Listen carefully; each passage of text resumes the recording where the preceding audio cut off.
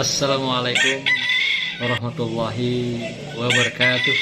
Salam cerdas dan ceria untuk anak-anakku dan adik-adik Nusantara. Apa kabar kalian semua? Semoga sehat, tetap ceria, tetap semangat, dan besok siap untuk sekolah. Hari ini Ustadz ingin menyampaikan sebuah kisah, cerita, yaitu tentang seekor ayam jago dan seekor kalajengking. Dua hewan ini adalah berbeda kehidupan, berbeda habitat, dan juga berbeda gaya hidupnya. Seekor hewan ayam jantan tentulah hidupnya dalam pemeliharaan dari pemiliknya.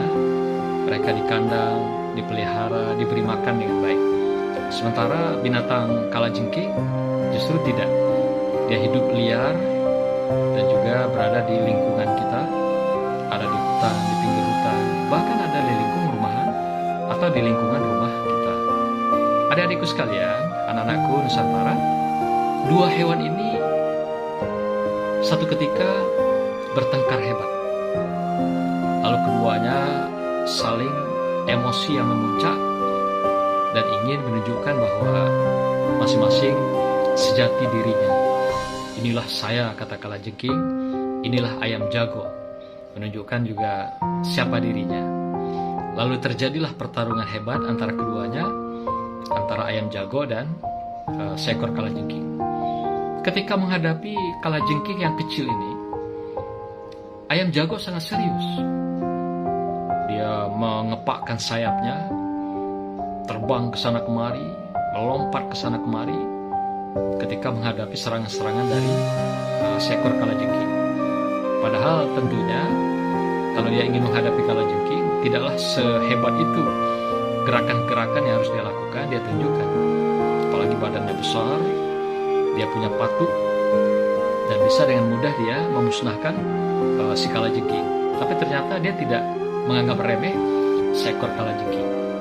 Lalu pada saat pertarungan berlangsung antara ayam jago dengan kalajengking ini, datanglah seekor hewan angsa yang putih, yang lehernya panjang. Lalu dia mendekati ayam jago. Wahai saudaraku ayam jago, kok engkau menghadapi hanya seekor kalajengking, tapi sampai segitunya gitu. Lompat ke sana kemari, terbang ke sana kemari, mengepakkan sayap, mematuk.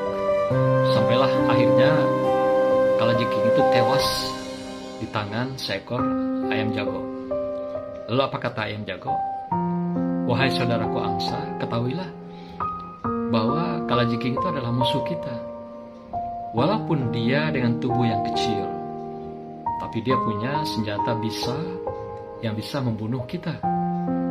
Tapi dia bisa dengan jepitannya bisa memusnahkan kita, mematikan kita. Maka itu sekecil apapun lawan, sekecil apapun musuh kita, dia adalah musuh. Dia adalah lawan tanding kita. Maka itu hadapi dengan serius, hadapi dengan sungguh-sungguh, sehingga hasilnya pun akan baik pada akhirnya. Tapi kalau kita hanya menghadapi mereka walaupun kecil, tapi dengan hanya sekedar gugur kewajiban, kita tidak akan memperoleh sesuatu yang terbaik dari perjuangan kita. Kita tidak akan mendapatkan hasil yang sangat-sangat memuaskan di dalam usaha-usaha ikhtiar yang kita lakukan. Jadi sekecil apapun yang namanya musuh, lawan kita, kompetitor kita, hadapilah dengan sebenarnya, dengan sesungguhnya, dengan sebaik-baiknya, agar kita bisa mengakhiri segalanya dengan indah, dengan baik. Begitulah filosofinya, anak-anakku sekalian, adik-adikku Nusantara. Artinya, apa hikmah dari kisah ini? Ketika kita menghadapi beban kehidupan, tantangan kehidupan, dan peluang kehidupan, kita harus hadapi dengan sungguh-sungguh.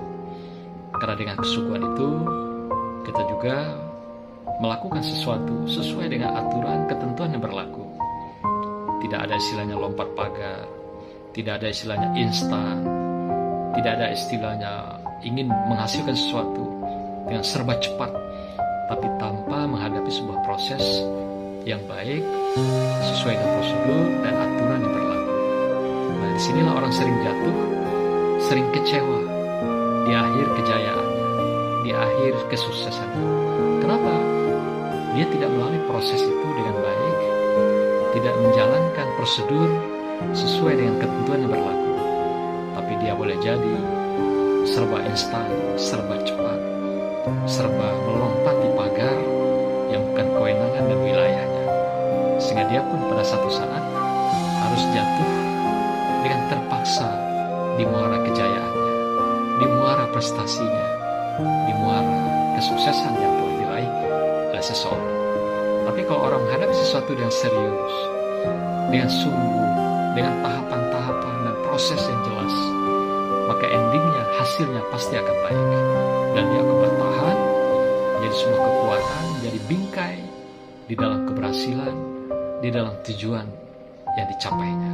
Selamat adik-adikku, anak-anakku Nusantara, jalani segalanya dengan sungguh dan serius, hasilnya juga akan maksimal sesuai dengan harapan, dan dia akan bertahan selamanya menjadi prestasi di dalam kehidupan kita. Demikian anak-anakku, adik-adikku Nusantara, barakallah. Wassalamualaikum warahmatullahi wabarakatuh. Salam virtual.